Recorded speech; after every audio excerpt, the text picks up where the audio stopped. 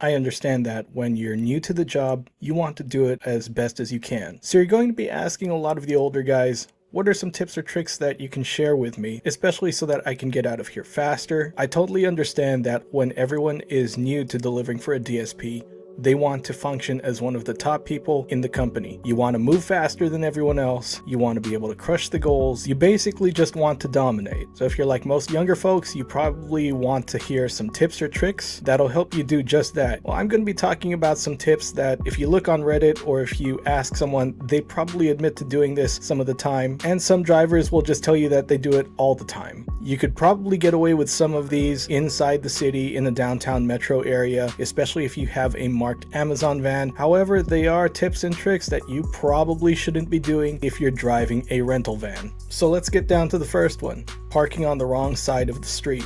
It's very tempting to go ahead and do this because it does save you some time in some areas. If you're in a residential area, the temptation is high to say, why not? I'm going to be here really quick. However, what makes this very dangerous is the fact that your entire right side, when you pull out, is going to be a blind spot. A lot of these vans don't have rear windows. You have no real way of making sure that the right lane is going to be clear. You have limited visibility, so the risk is always there that you'll have some guy that's speeding down the road while you're pulling out, and he's going to plow either into your side or directly into the back of your van. And when all the he said, she said stuff is done, they're going to find you at fault. Your DSP isn't going to stick up for you here, and neither will Amazon. You're probably going to be on your own on this one. Another tip or trick that a lot of people give out to each other that you probably shouldn't be doing is running to or from the delivery point. First off, the injury potential is high. There are lots of sidewalks where the lips of each little concrete slab aren't going to be even. You can easily catch the corner of your shoe. You can go down, you get hurt, you could accidentally damage a piece of property, and you also have to think about the long-term damage that you're doing to your body when you run on a hard surface like concrete. You could probably get away with this if there's lots of dirt trails where you're at. However, if you're in the concrete jungle like a lot of delivery drivers are, for the sake of your knees, your feet, your hips, your back, your neck, everything, take your time, walk to where you need to go.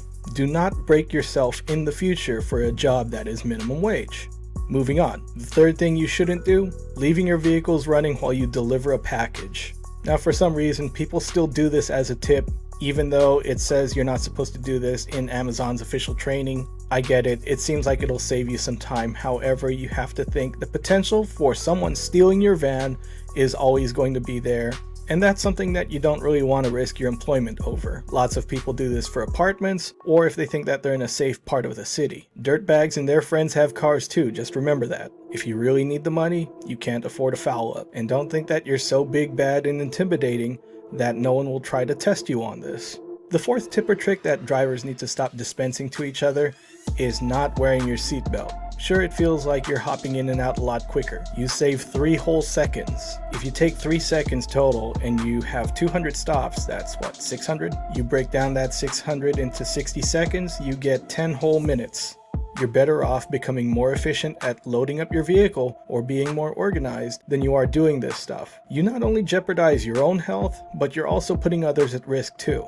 And I can't keep saying this enough, a job that pays close to minimum wage is not worth losing a limb or dying over. The next one is speeding. If you're speeding and you get pulled over, it's going to be all on you. It's not worth the liability and the ramifications of what happens after an accident. I guarantee that if the worst happens, your DSP is probably going to let you go. If you accidentally maim or kill someone, I'm pretty sure that Amazon is just going to fire your entire DSP. The job is fun, there is a lot of freedom, but come on guys, it's a delivery vehicle, it's not a Hellcat. Just drive normally, okay? Those are the biggest tips. I want you guys to remember something. Your DSP is not going to pay you any more for finishing faster.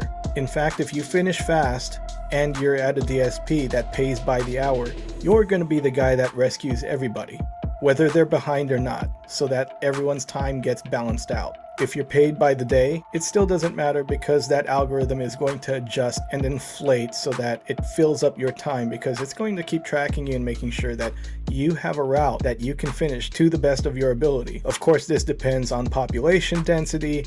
It also depends on how many people are regular customers of Amazon. There's a lot of things that go into algorithms, but if you're in a major city, you can definitely screw yourself very quickly, especially if your DSP is new and it's growing. The real world doesn't give you gold stars for an entry-level job.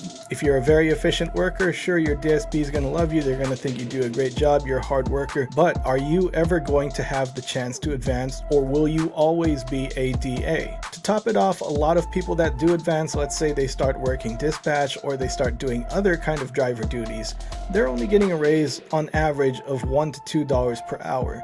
People, you guys gotta start thinking bigger. Don't let the buck end here. Don't let this job finish your story. So I'm going to end this with a proper tip or trick, one that's guaranteed to increase your efficiency over time when it comes to making money.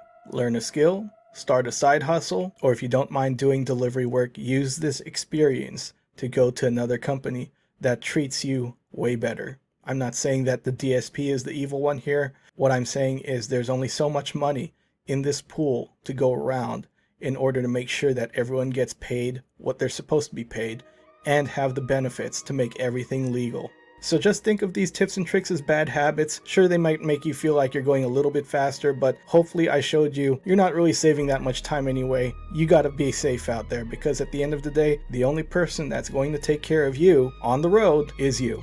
Have a good one. Be safe.